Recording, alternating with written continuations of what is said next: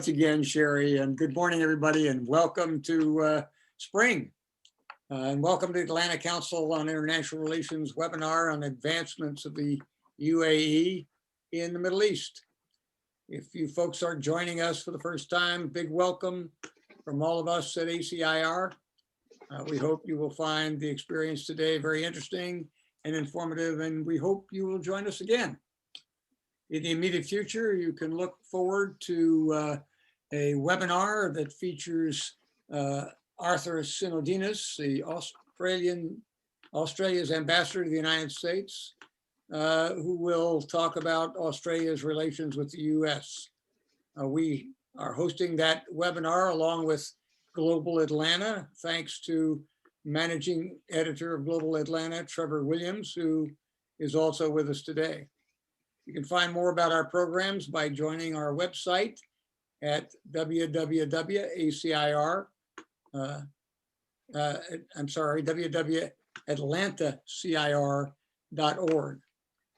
Also, on behalf of the Atlanta Council on International Relations, I'd like to extend a special welcome to Wasim Hojit, Honorary Consul General of Lebanon, John Parkerson, Honorary Consul General of Hungary, Nico Winsberg, representing the state of Georgia's Department of Economic Development, and Cesar Vence, representing the City of Atlanta's Department of International Affairs. And of course, a very special welcome to all our ACR members who are with us today, and especially to our speaker, Shaima Gargash. Thank you. As many of you know, the United Arab Emirates is a federation of seven emirates with a population of about 10 million people. And in many ways, it is an economic powerhouse. Many of you probably do not know that the UAE has the 6th largest oil reserves in the world and the 7th largest reserves of natural gas. However, in recent years, the country has become less reliant on oil and natural gas. Today, it is recognized as not only a regional power, but considered to have the most diverse economy among the members of the Gulf Cooperation Council. Moreover, its international profile has been steadily rising, propelled more recently by the Abraham Accords, which I'm sure you will hear more about today. To help guide us in our efforts to better understand the role the UAE plays in the Middle East, we have with us, as I mentioned earlier, Shaima Gargash, who will now be introduced by ACIR's Vice President and Executive Director, Colin Brady. You've got it, Colin. Thanks, Bob. Ms. Shaima Hussein Gargash is the Deputy Chief of Mission at the Embassy of the United Arab Emirates in Washington, D.C., which means she is second only to the ambassador. She has worked in Washington for almost 6 years, 2 in her current position, earlier as head of communications and public diplomacy, as well as an analyst at the Congressional Affairs Division at the embassy. In 2009, Ms. Gargash compiled an extensive research paper in cooperation with the Dubai School of Government titled Women's Political Participation in the UAE. Ms. Gargash holds a BA from the American University of Sharjah and a master's in public administration from the Dubai School of Government. She is married with 3 children. In doing my homework to introduce Ms. Gargash, I learned the following 3 things about the UAE that are not well reported in the US. The UAE has a population of 10 million, of which only 1.5 million are citizens. The other 8.5 million are expatriates. We would call them immigrants from 200 countries, many from India and Pakistan. Expatriates can apply for citizenship after living in the country for at least 30 years and can speak fluent Arabic. Number 2, most have heard that the UAE recently put a spacecraft in orbit around Mars, becoming the first Arab country to do so. The name of the spacecraft is HOPE. What has not been well reported is that HOPE was assembled at the University of Colorado in Boulder, by engineers from the UAE, University of Colorado at Boulder, UC Berkeley, and the Arizona State University. UAE engineers received knowledge and experience only possible by OJT, on-the-job training. The mission was launched from Japan using a Mitsubishi Heavy Industries rocket.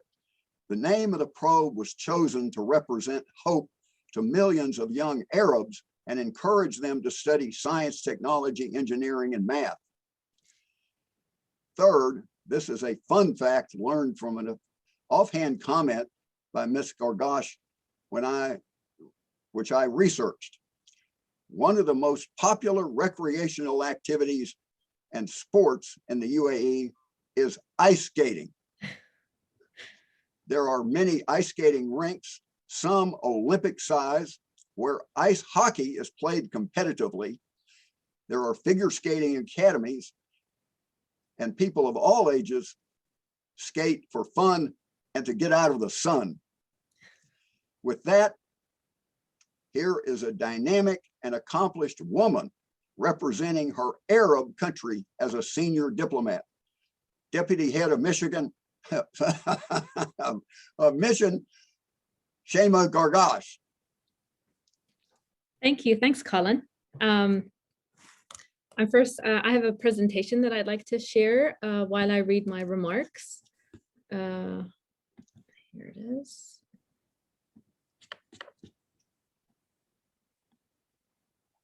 Okay, is the presentation clear to everyone? Okay, great. Well, thank you all for having me here today. It's a real pleasure to be with everyone from the Atlantic Council on International Relations. These online engagements are a great way to get to know one another, and I hope you find today's discussion informative and useful.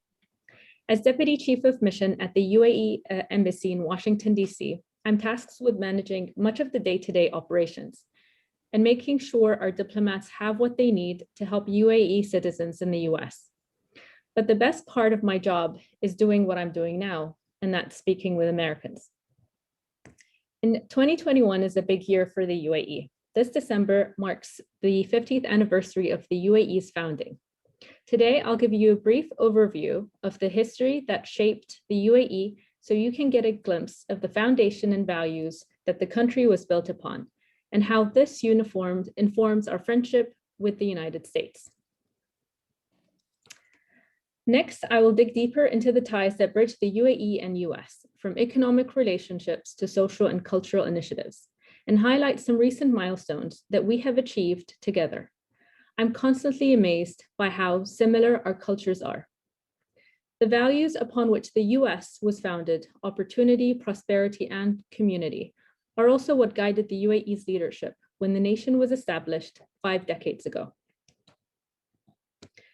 When the UAE is mentioned, many people think of oil and they ask, what is an emirate? Well, an emirate is a small city-state, and the UAE has 7 of them. Each emirate has its own laws and customs, but all 7 are united under a federal government, similar to states here in the US. The emirates you probably hear the most about are Abu Dhabi, the capital and the largest emirate, as well as Dubai, which is the 2nd largest and most populous. Oil wasn't always something associated with the UAE. In fact, for a long time, the UAE's economy was dependent on the local pearl diving industry.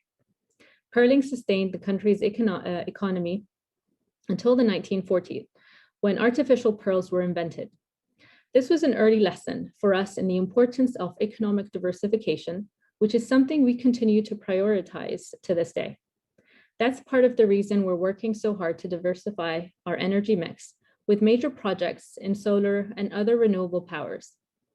I'll share a bit more about these initiatives later on. As a result of this dynamic approach, the UAE stands as the 2nd largest economy in the Arab world, which is no small feat considering we're only 50 years old and have about 10 million people. That's roughly the population of Georgia. The US was one of the first countries to establish formal diplomatic relations with the UAE, and these quick steps to build ties led to today's steadfast growing alliance. Our countries share a robust and growing trade and commercial relationship, much of which now has little direct relationship to UAE oil exports. The UAE has been the United States' top export destination for the entire Middle East and North Africa region for 12 years in a row. The UAE trades with every US state, including Georgia. In fact, in 2020, Georgia exported over $650 million in goods and services to the Emirates, making it the 6th largest exporter to the UAE among all 50 states last year. Top exports from Georgia to the UAE included passenger vehicles, aircraft parts, and generators. Many of these goods were exported from the port of Savannah, which is the 5th largest US port for trade with the UAE. Our diverse trade relationship is just one example of the partnerships that make the UAE-Georgia ties so dynamic and strong. And similar partnerships are being formed between the UAE and states across the US. As I mentioned earlier, 2021 marks the UAE's 50th anniversary. It also marks 50 years of friendship between the UAE and the United States. Cooperation between our countries has led to some remarkable achievements over the years, and I'd like to highlight a few of them for you here today. To begin, I'm sure some of you have heard about the recent diplomatic breakthroughs in the Middle East. Last year, with support from the US, the UAE and Israel signed the historic Abraham Accords, which established diplomatic ties between our countries. I don't need to tell you that in the Middle East, we are all too familiar with discord and conflict.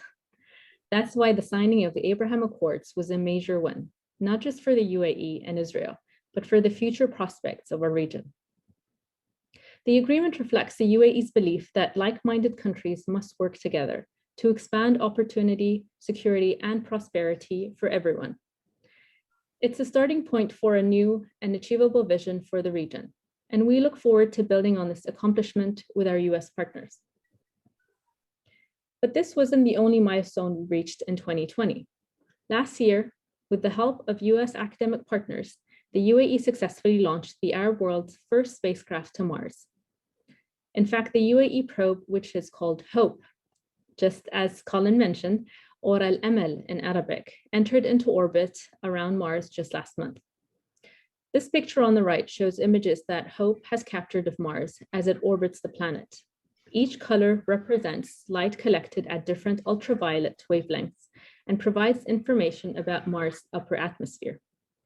The name of the probe is fitting because this mission is providing hope to an entire generation of young people in the Middle East who are tired of conflict and division, and who want to apply their skills and talents in positive and productive ways.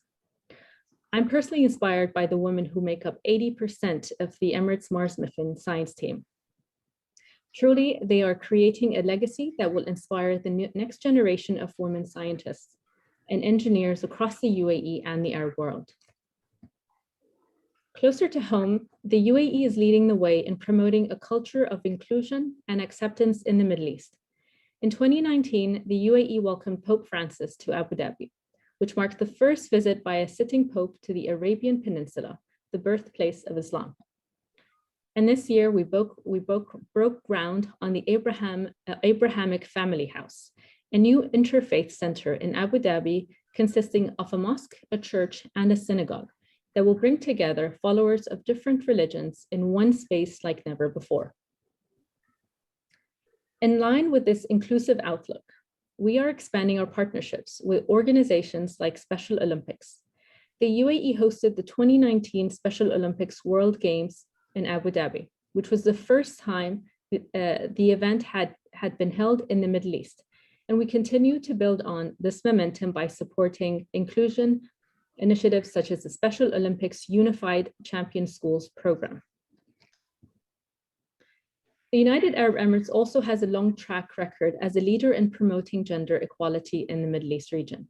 From sports and science to government and the arts, women are playing increasing roles in all sectors across the country. In the UAE, more women than men complete secondary education and enroll in university and postgraduate institutions. Emirati women are taking the lead in public sector and make up 50% of the Federal National Council, which is the UAE's consultative legislature.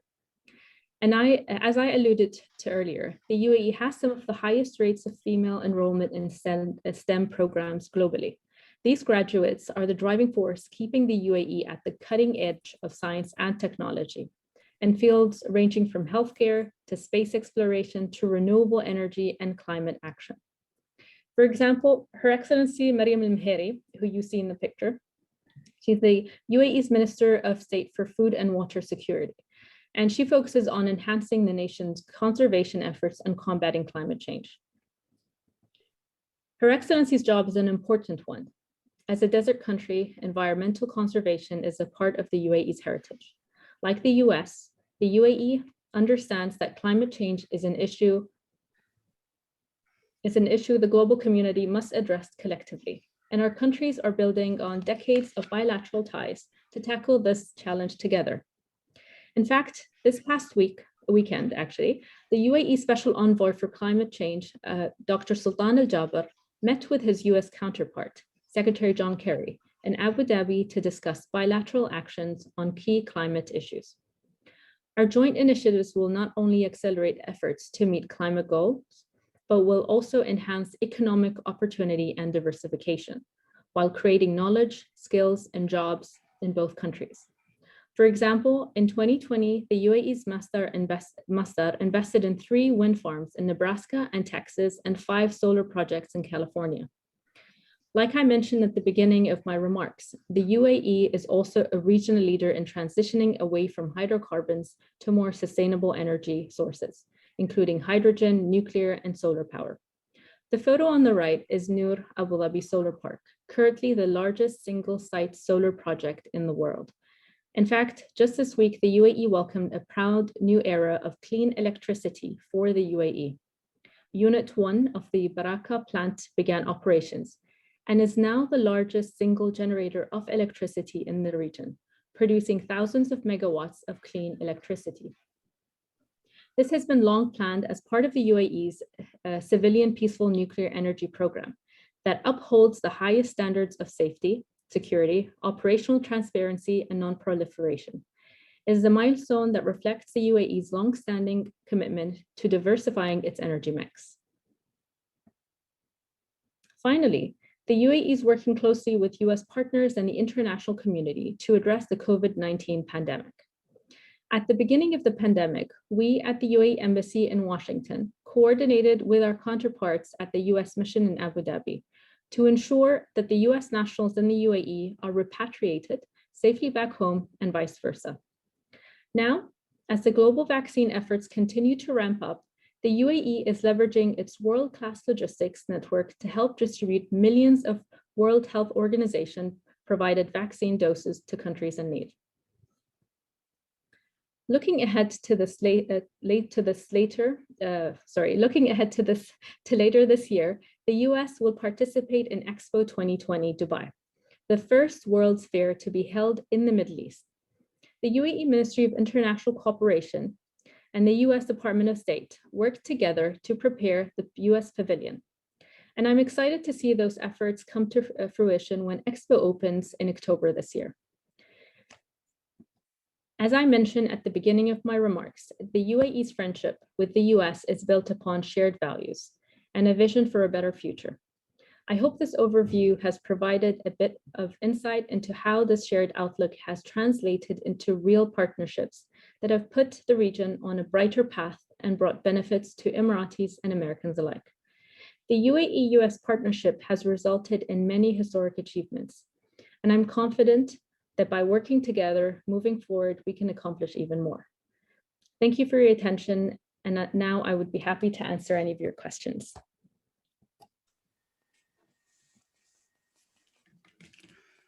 Good morning. Thank you so much for the presentation. We do appreciate it very much. The questions are already coming in, and I will begin with this very first question. Sure. The relationship between the UAE and Iran appears to be a complicated one. In August of 2020, when the UAE formalized its relationship with Israel,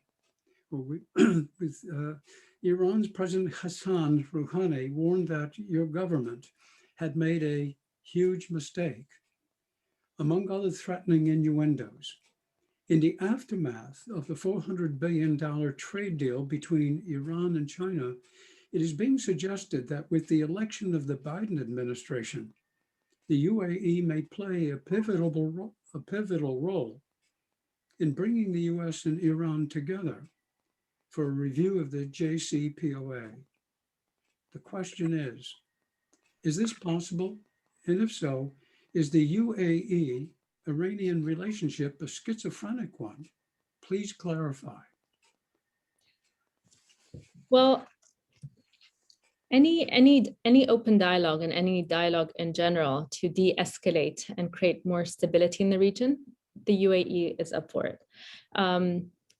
With the signing of the Abraham Accord, there are very few groups in the region that were against it. The Abraham Accord looks towards, it's a new pathway towards peace and stability. It's a new pathway for dialogue to create a two-state solution. It's kind of an open opportunity for the younger generation. On the Iran front, the JCPOA is a crucial step towards stability in the region, towards a kind of a de-escalation as well. The UAE's engagement is important, so is the countries in the region as well. Currently this week, there are dialogues between the US and Iran with European mediation on the JCPOA. For us, the JCPOA is great, but we do want the United States and other countries around the world to look beyond the JCPOA. Our concern for countries in the region, like in the UAE, is of course the nuclear energy that Iran is working on. But our biggest priority is Iran's meddling in the region. So any kind of interferences in other Arab countries' sovereignty is a big concern for us.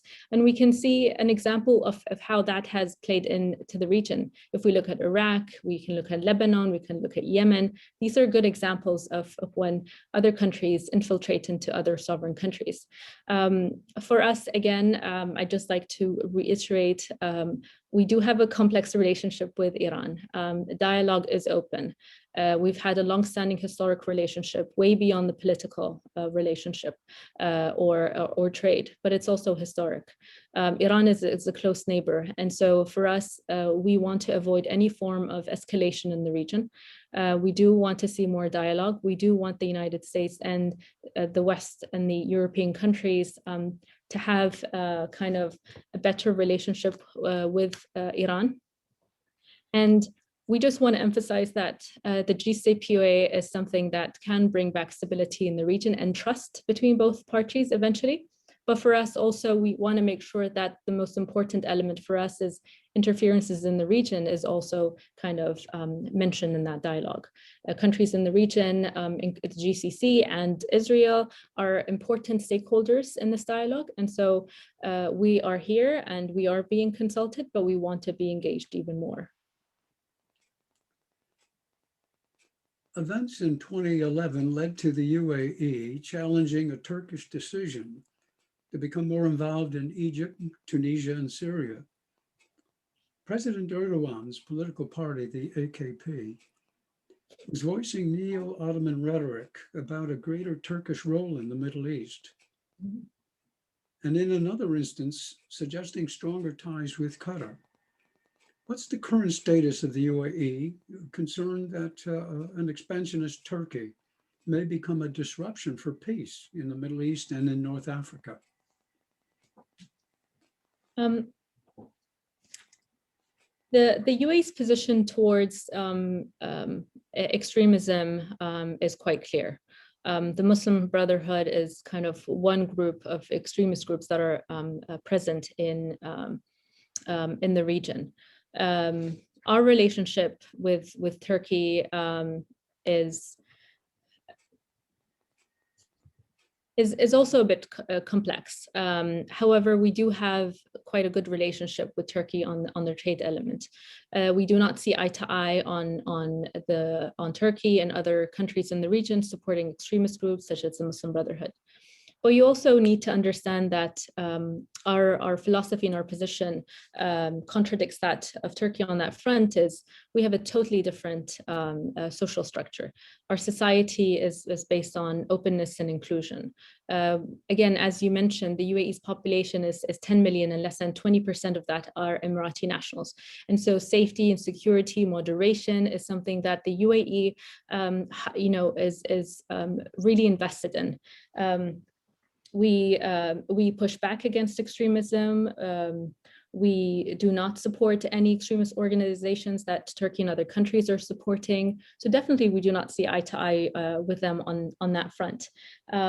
We do have a working relationship with many countries in the region to combat extremism, also the United States.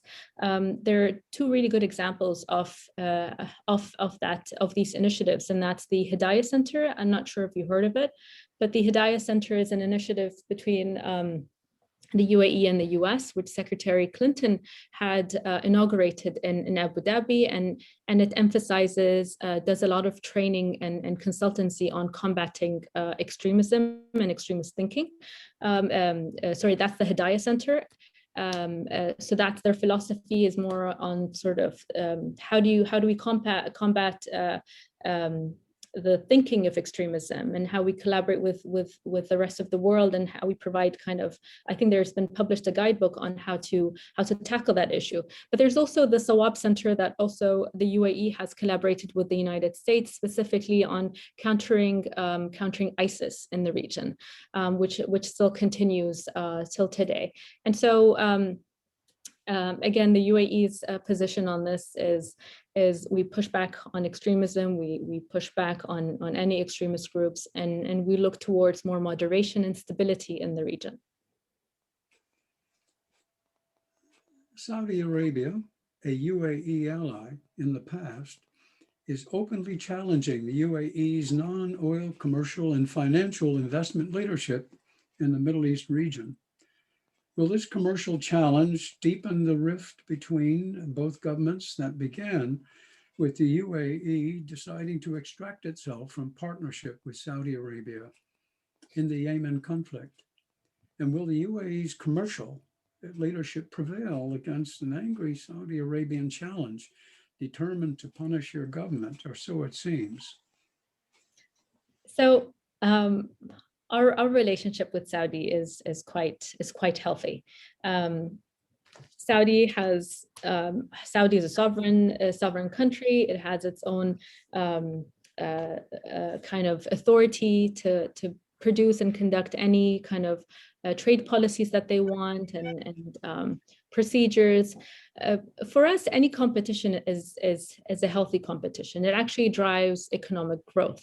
What many don't know is there's actually very little trade between the GCC countries. And so by doing that, this will actually create a more healthier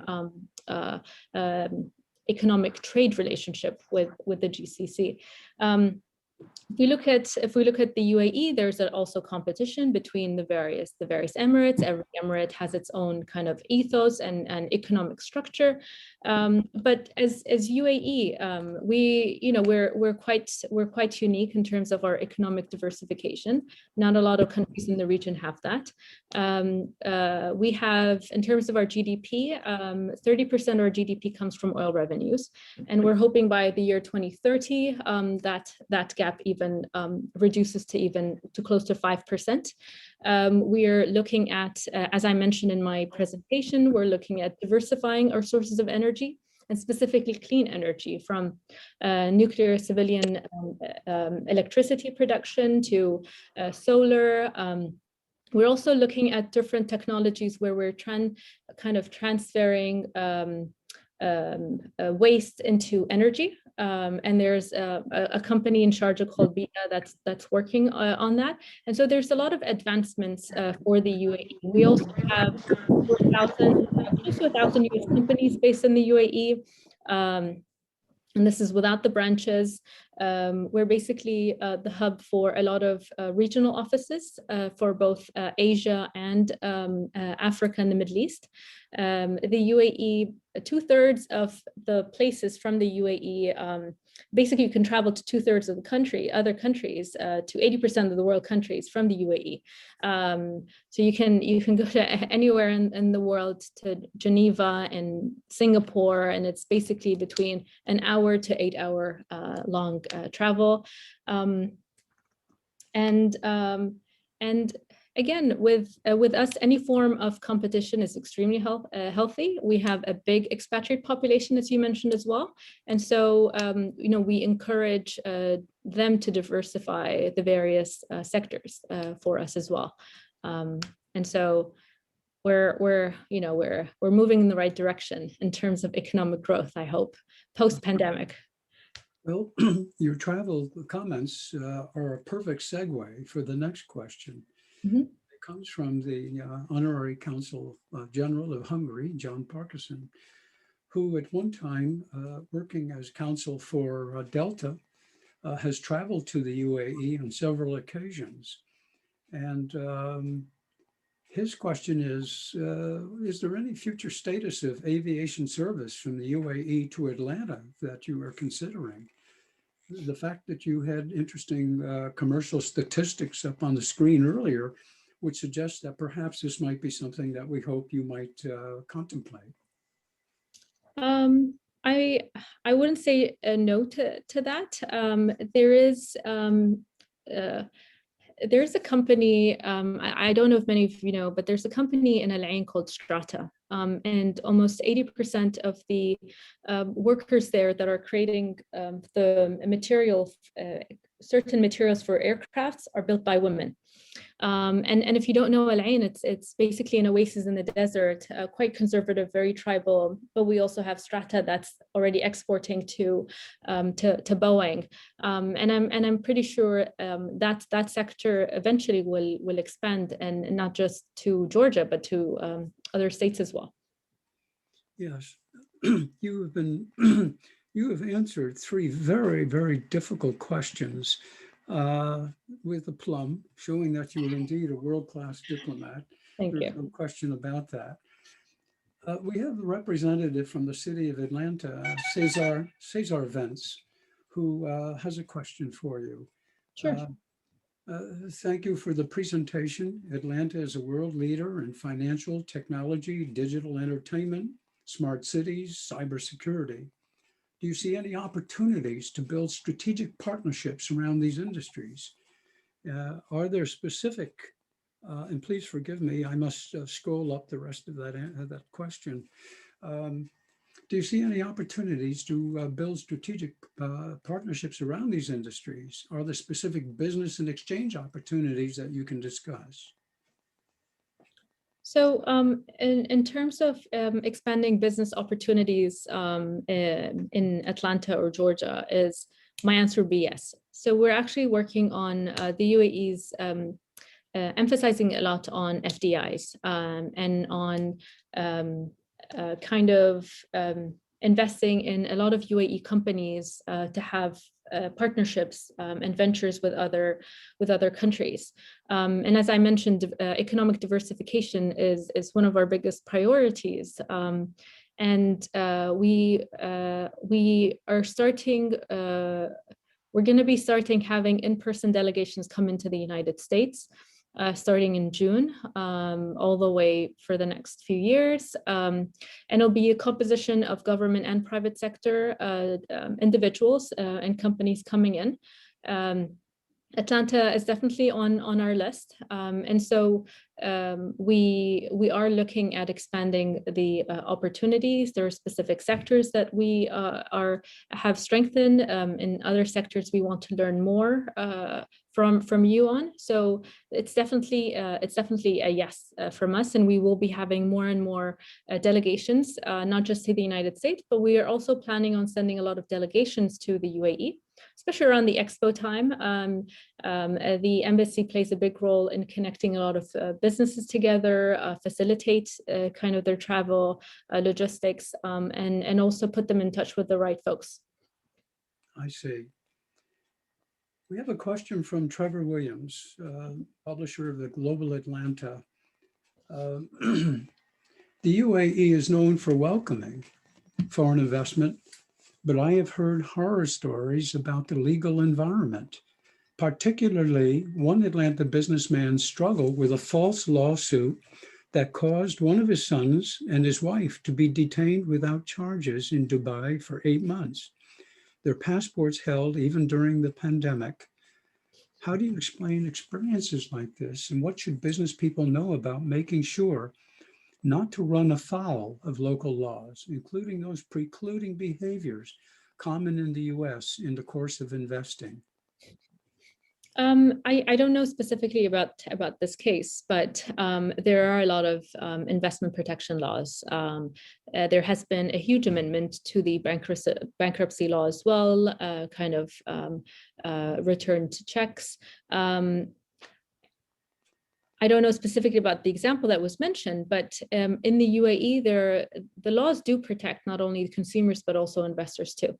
If we look at Abu Dhabi, for instance, and someone wants to open a company, they can do that in 5 minutes. That'll cost us $0. And kind of it encourages a lot of companies to set up, reducing kind of what do you call company setup costs as well, licensing, and they basically defer it to a year's time with kind of marginal cost.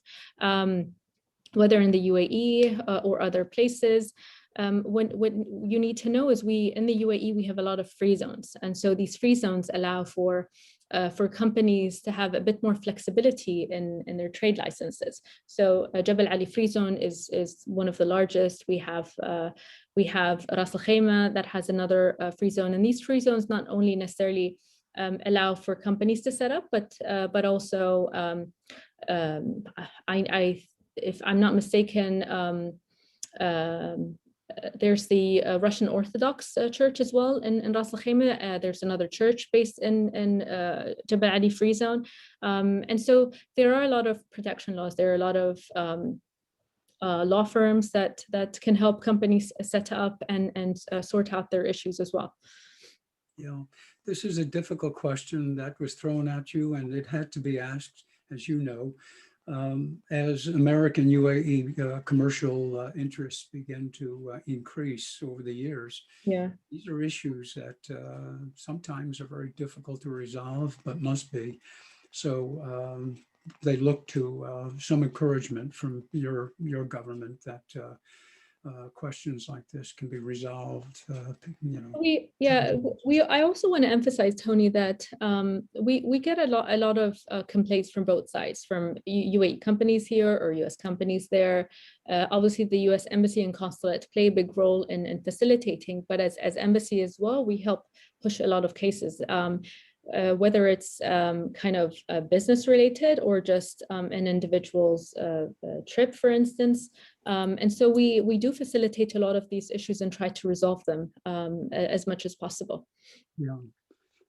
One of our members, Gail Rapans, has a question for you.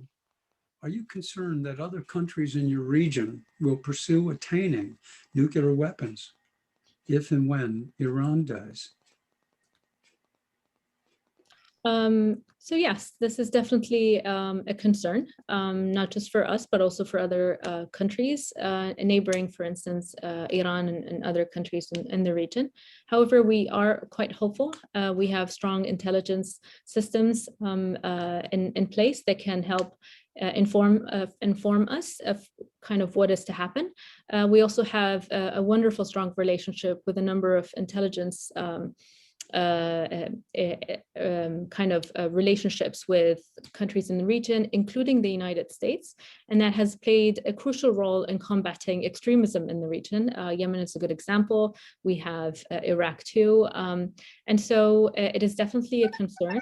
It is one of our concerns, but not the only concern for us. I see. We have a question from Bob Barker. Mm-hmm. What is the UAE's position on capital formation with Israel in the region? How can investors gain insight into political risk? Investment between both countries has already started with the signing of the Abraham Accord. Any kind of information an investor wants to do in Israel or the UAE, they can definitely start with the embassies and the missions abroad. Our job is to provide as much information and kind of the roadmap for them. Talking about the Abraham Accords, for us, the Abraham Accords ticks a number of boxes for us, not just economically. And this is a move towards a two-state solution. This is a move towards free trade and more FDIs. We started signing agreements on the artificial intelligence side, film and media. There's COVID as well. And so as we're setting up our mission in Israel, Israel setting up their mission in the UAE, the missions are here to provide as much guidance and information to help set up businesses. And we will be opening a trade office as well, or kind of a trade department in Israel. We have one here in the United States. If anyone wants to reach out to us and on kind of the investment front. It's possible that you may have answered this next question in part, but I feel bound to ask it anyway. And it comes from Michael Mudler. With the signing of the Abraham Accords last year, has travel and trade between the UAE and Israel increased? Yes, so today's the 7th. Yesterday was our first direct flight, Etihad flight from Abu Dhabi to Tel Aviv. There was a trade delegation going on that, actually, yeah, I guess a trade delegation going on that trip. For us, it's exciting. It's to show that there can be more progression and more stability in the region by having a healthy economic environment in countries in the region. There'll be more stability. And so it is an exciting step for us, and we hope for more prosperity. I see. There is a follow-up to the Cesar Vance, the representative for the city of Atlanta. A follow-up question from our honored Consul General from Lebanon. And he so states, to follow up on Cesar's question, we hope to see a UAE consulate in Atlanta. So Lebanon speaks out as well. There seems to be a rising acclamation here somewhere. This will definitely a point I will send back home, because surprisingly, I've been getting a lot of that request from my other colleagues from other foreign embassies as well. They too have other trade offices. Many of them have kind of trade offices and small consulates. And they have been encouraging me before even speaking to you guys. So definitely on my list. Yeah, this is a reflection that many of us have an eye on the UAE. We are so pleased to see all of the advances, the leadership that you're portraying in the Middle East. And I think the Abraham Accords, of course, have increased this exponentially for all Americans. We don't just speak for ourselves here in Atlanta. The next question comes from Victoria Hightower. Thank you so much for the presentation. It is always wonderful to hear about the complexities of the UAE's foreign relations. Can you talk about the relationship of the UAE with Oman within the Changing Omani Government following the passing of Sultan Qaboos? Our relationship is quite strong with Oman. With the new kind of Sultan Haytham, our relationship has been extremely strong. Sultan Qaboos, may he rest in peace, has had an extremely strong relationship with rulers in the UAE as well. He was such a wise person, and a lot of consultation was happening on kind of the rulers level, but we also have a lot of historic ties with Oman. We have a lot of families, intermarriages, a lot of ethnicities, families in the UAE originally are Omani. We have a lot of similarities in our culture. We have a quite strong relationship. You won't find a single Emirati that has not visited Oman. And the way to do that is to drive through the borders. And it's a very common thing. A lot of people do it on a daily basis as well. Our messages, our questions, if you will, continue to grow. And I must remind our audience that we have a limited amount of time with this wonderful guest. And I wanted to alert you that we have roughly about 6 or 7 minutes left. So I'll try to get through as many, if not all of the questions if possible. Can you comment from our honored guest, Shaima, can you comment on the diplomatic crisis with Qatar? What were the UAE's incentives behind restoring ties with Qatar? And how does the future look given Qatar's leanings toward Iran, while UAE's has proclivity towards Saudi Arabia? How does the US, Saudi, UAE, Iran complex relationship fit into this narrative? The UAE's relationship with Qatar today is moving in kind of a more positive direction. Again, we all come from the same region. We have a common threat, but we also understand the importance of the realignment of the Arab countries to the Arab front. Iran is definitely a threat. We do not want other external interferences and meddling in our relationship within the region. Many of you know, again, as I mentioned, it's very similar to my answer on Turkey. We have relationship with almost every single country, but we also are very careful with countries that are promoting hate, extremism, and supporting extremist organizations. With the signing of Al-Ula, sorry, I keep thinking in the English sense, Al-Ula accord was a step in the right direction. We understand the importance of looking at our common values and working on that rather than our differences. Our relationship with the US is one of our strongest relationships. The US is a superpower, a strong ally of ours, not just for the UAE, but also for the region. And it's very important that the United States remains engaged in the region by allowing more gaps in the region, creating vacuums. It'll basically allow for other infiltrators and extremists to take advantage of it, or at least other governments that have the wrong intention and create more chaos and stability in the region. Yes, from Robert Thornton, are there any initiatives to liberalize or moderate the kafala system of labor immigrant control?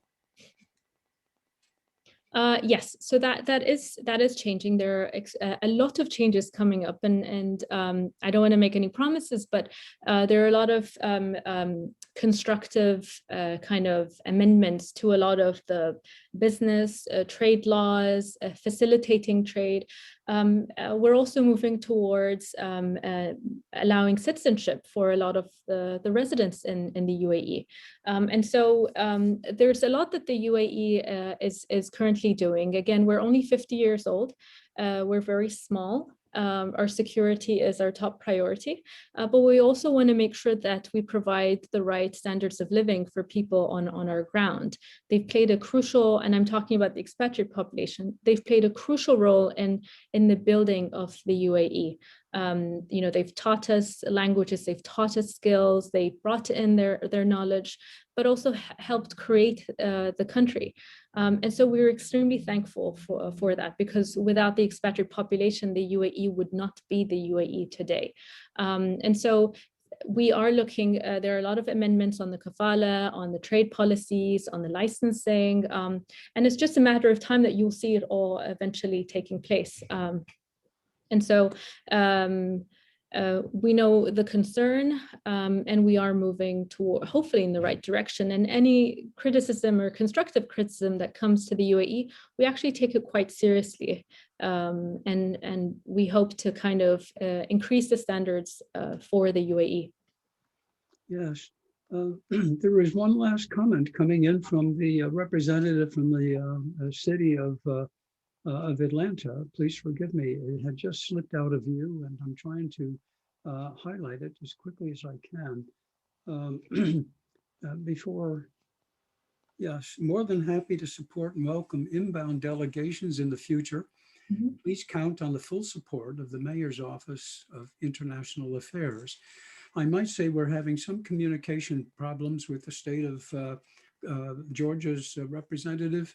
So I would hope that I might be able to facilitate perhaps an opportunity for him to be introduced to you at some point. Yes, please. And by doing so, perhaps he can reach out to you and have that exchange that the state of Georgia really wishes to have through your representation.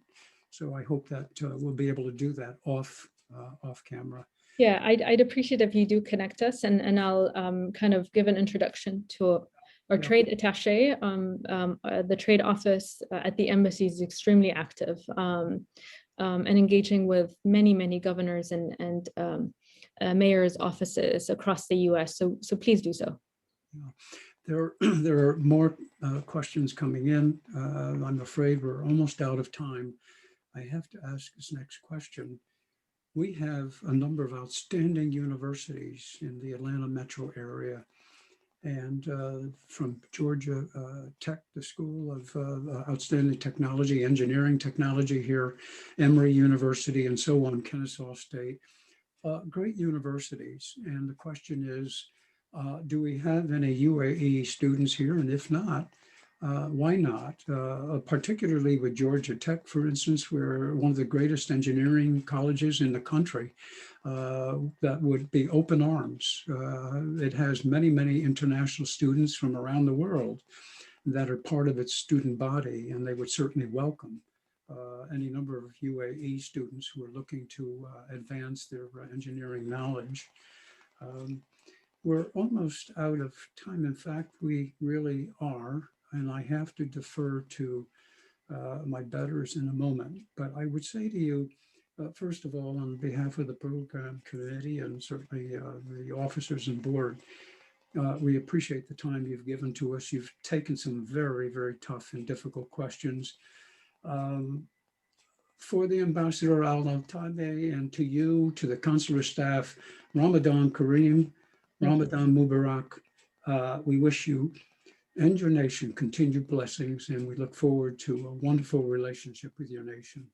Thank you. Thank you so much. Of course, happy Easter, happy Passover, and happy Ramadan for those practicing Muslims. Thank you so much. The UAE Embassy is extremely honored to be part of the ACIR, and we hope it's not going to be the end of the relationship. Once this pandemic is over, would definitely love to pass by, meet your members in person. And thank you so much for having me. Thank you again. We appreciate that. And now, Dr. Kennedy. Shaima, that was absolutely terrific and informative, thoughtful. We really appreciate you taking the time to join us today.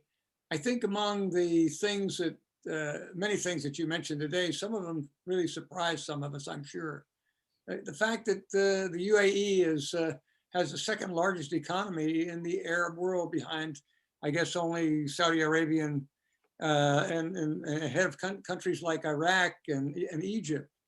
The other thing I think, among the other things that I think struck us, was the role of the women in UAE and in the society, and the strong pursuit of gender equality. And of course, the bottom line, which Tony raised and you just raised, the fact that you have an extensive trade relationship here with the United States and also with Georgia. And again, a very big thanks for your candid responses to our sometimes very pointed and very tough questions. when I listened to what you were saying, I think one of the most important takeaways from your commentary about the UAE and its role in the Middle East is what appears to me to be a very, very sensible approach to dealing with countries who don't always share the same perspective and views on regional and global affairs. It's a lesson that many countries need to take. And I think the role that the UAE is playing in the region is terribly important and is a pacemaker, a pace setter for other countries, not just in the region, but elsewhere in the globe. So it's been a pleasure to have you join us. We thank you for taking so much time to be with us. Thank And you. ladies and gentlemen, it's also been a pleasure to have you join us today. From Atlanta and from ACIR, good afternoon.